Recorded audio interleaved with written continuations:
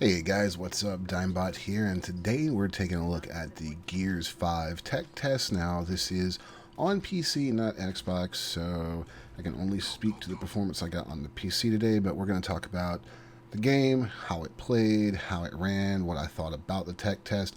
Now, to give you some perspective, I have played most of the Gears games. I skipped the spin off game. I've never been super into the competitive side of it. I enjoy it, but it's not something I sink thousands of hours into like some people do. So I'm okay at it. Don't expect, ridiculous godlike gameplay here. Also, let me apologize in advance. You'll see a couple times where the pause menu pops up. That's because the game wasn't doing true full screen and bounding my mouse so it would fly out of the game and onto my left monitor. I got it sorted out, but that's a kind of odd problem that they probably want to sort out. And yes, I was playing with mouse and keyboard. So, let's get into it. What are my overall impressions? What's the TLDR on this video? I liked what I played. I have some reservations, and we will get into those as we go. First off, let's talk about performance, and I did record the benchmark for you guys.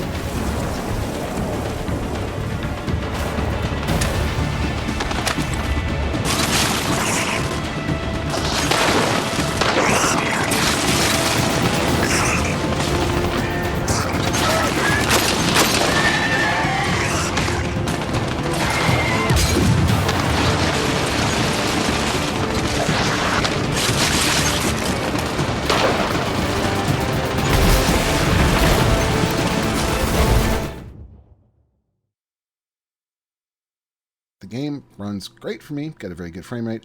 However, the caveat on that is that this computer is also an i7-8086K running a RTX 2080 Ti, so it has plenty of horsepower to spare. Still, it's an Unreal Engine game, it should be very scalable, so you shouldn't really expect too many performance issues unless you have a very low-spec PC.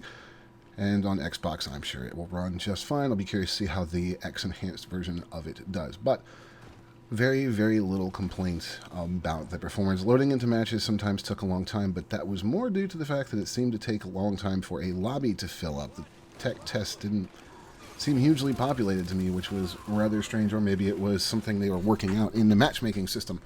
All right, let's jump into the gameplay, and I have included in the background a mix of Team Deathmatch matches, a King of the Hill match, and the training mission that they have you do. The training mission was fairly entertaining. It did overstay its welcome a little too much, and there's a spot where after every segment they ask you to hit 1 or 2 to, 1 to retry, 2 to continue. I was trying to swap weapons and I hit 1 and it made me replay the entire section again. That was extremely aggravating and I did not appreciate it. Maybe fix that, Coalition. Put it on some other buttons that aren't related to swapping weapons. Just a suggestion.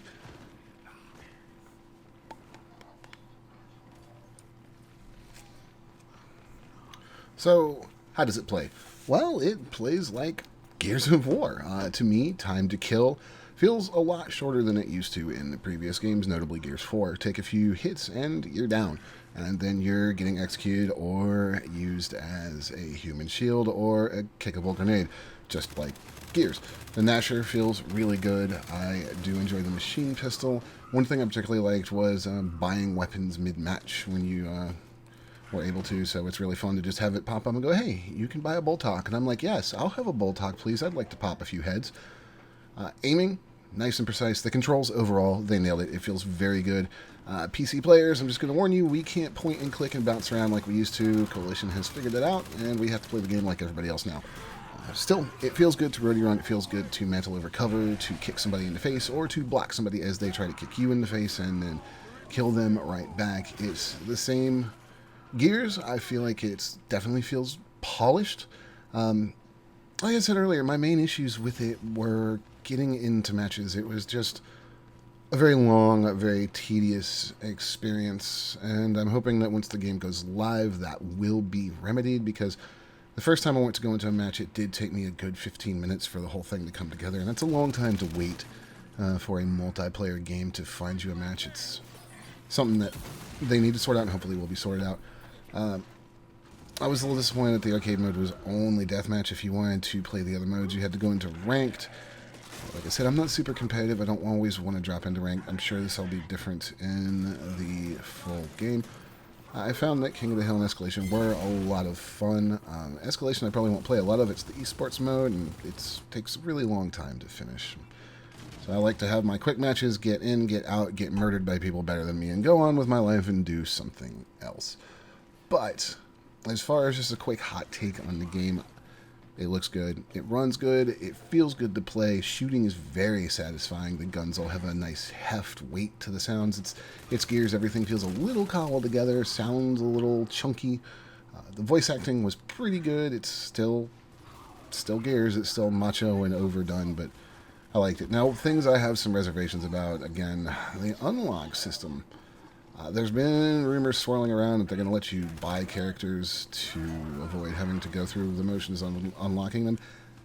That would be fine by me, except every character has like a little ability that they can, or passive that happens. Like one of the Locust, I believe, made it easier to mark targets. I will have to go back and look at that, but I don't mind paying for cosmetics and never have. I do mind paying for abilities, which is what unlocking characters will do. I also really don't like the idea of buying experience boosts just to bump your level up. It doesn't really do much for you in Gears, but still, put everybody in an even playing field. I know that you want whales to spend money, but I'm getting to the point where I'm really over the whole microtransaction thing, except for pure cosmetics. But it remains to be seen what that actual plan will be. Not really 100% confirmed, just rumors. But the core of the game, at least in multiplayer, seems solid.